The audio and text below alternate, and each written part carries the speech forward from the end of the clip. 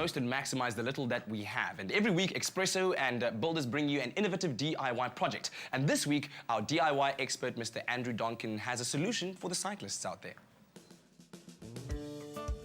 So whether you are a recreational cyclist or cycle from work time to time or even entering professional cycling competitions, we all need a place to store our bicycles. And today we're going to be making a bicycle rack that's not only going to free up some floor space, but also display your bicycle like a piece of art. I don't know about you, but I love my bike and I love to see it hanging on the wall like a piece of art. Yeah, definitely, especially you paid a lot of money for it and you want to hang it up for everybody to see. I like the way you're thinking. Great, man. So how are we going to approach this one? What do we need? Okay, as usual, I've drawn up a plan. Take your plan down to Builder's Warehouse. They'll cut all the timber for you to the exact size. So that's all the hard part out of the way, leaving you with the easy part of assembling it. Nice. Then we're going to put it all together using all these components. We've got a jigsaw, we've got a drill, we've got some screws, we've got a tape measure, we've got some varnish and some sealer and some stain, we've got some wood glue, and most importantly, this is the fun guy, we've got this hole saw. Right, first of all, we're going to start off with moving all the stuff out the way, and then we're going to mark out exactly where to drill on our timber, following our plan accordingly. I've just taken the thickness of the timber and marked it up, and then we're going to mark in the middle, like I've done there, so that we get it exactly in the middle. It's not going to go off and not going to go skew. Come in around about 30 millimeters in, one in the middle, and then one towards the end there. Got it. You'll see I've used a piece of scrap timber underneath to stop you from drilling all the way through into my table.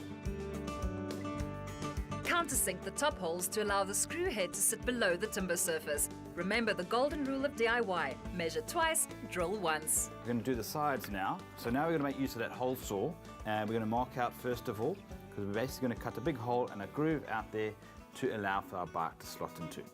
First I'm going to mark it up, grab a tape measure and a pencil, and we're going to mark out 65 across, and then we're going to go 35 up. We're then going to have a little slot as we're coming up. We're going to measure up 30 millimeters up, according to the plan, and I've taken the thickness into account as well, and I'm going to mark down 10 mils. Okay, now, handy tip when using these guys, you've got to make sure you go all the way through the surface into another piece of timber, otherwise you're going to get a really damaged look on the bottom side. Okay. You can always go halfway, and then come out the other side, and flip it over and come from the other side, and you actually get a join line in the center. Cut neat circles, then measure out the slot, making sure that your bike will fit. The tip is to draw careful guidelines with your pencil. So all we need to do now is take the jigsaw and cut out those lines. Yeah. Take this piece of timber, clamp it off the edge of the table, hold it down nice and firm so it doesn't move when we're cutting. Perfect. It's taking shape nicely now. Looking good, eh? So all we need to do now is do the exact same thing on the other piece of wood. Exactly. There we go, done. Now we've got our two pieces exactly the same. Now we can start assembling. So basically, let's start making our little box frame. Here's our back piece. We've got our sides there, and then we've got our top piece. I've marked it top, front, and back. Now remember, we're going to put some wood glue in between that mating surface. What I do like to do is actually put all the screws in beforehand. Just saves a bit of time. You actually get like a little bit of a production line going. Okay, so now we've got it in. We're going to lift this up, put down our glue all the way along the edges. There we go. Just give it a good rub like that, all the way around. Perfect. Okay, we can put that on top. And now we're going to put our drill in and start screwing these screws in. Okay, we're basically going to go all the way around, hold it down nice and firm, make sure you've got the flush edges. We're just going to put this little groove basically on the edge, that little lip there. So that's going to go on the inside, and we're going to screw it in from the top. And this is just to round it off nicely. Just to round off, make it all neat. Once you've got all the way to the end, you're going to do exactly the same thing. Flip it over, put the bottom piece on. Now remember, Ewan, it's always a good idea to wipe off that excess glue. A lot of work sanding down later on. And look at that, looks neat. That's it, that's our basic structure done. All we need to do now is basically neaten it up, fill all these holes with some wood filler, give it a good sand down, and I think we're going to stain it and give it some wood sealer as well. Wait till the wood filler is dry, then sand the frame to remove any sharp edges or splinters. Stain to the color of your choice using a gel stain. Andrew picked a dark cherry color. Okay, so once you're happy with the final color, you're happy with that richness that's come out, you're going to apply at least 2 coats of wood sealer. Okay, so we'll leave this guy to dry, and let's go and see one which I've done already, shall we? Cool. Andrew, look at that, neat.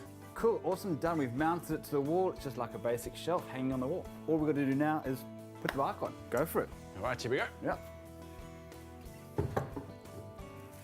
Brilliant. And like I said, it's a shelf holding a bicycle. That's it, but basically turning your bike into a bit of a focal point and looking very cool and very proud as well. Well, if this is something that you would like to try at home, all you need to do is log on to expressoshow.com. We'll upload everything for you there. We'll also add Andrew's plan that's got step-by-step directions. And remember, you can get all the tools and the expert advice you need at Builders.